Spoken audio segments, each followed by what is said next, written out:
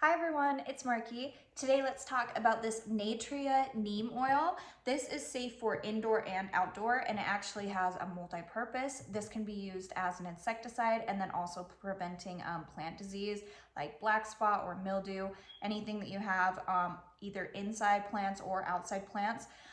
This is safe for roses, like rose bushes, shrubs, vegetables, fruit trees, anything like that you are having an issue with either fungicidal problems or insect problems. This is just a game changer. I've tried different ones for my indoor and outdoor plants. Usually they're separate. I love that this is for both, so I can use it either way.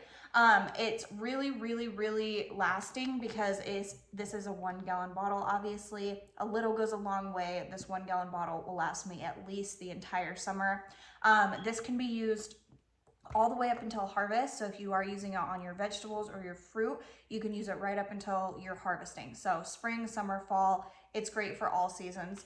It does have this little spray here, which makes it super convenient. You just plug it into this port here and carry it, and you can spray really easily. That's why it's so easy to use indoors too.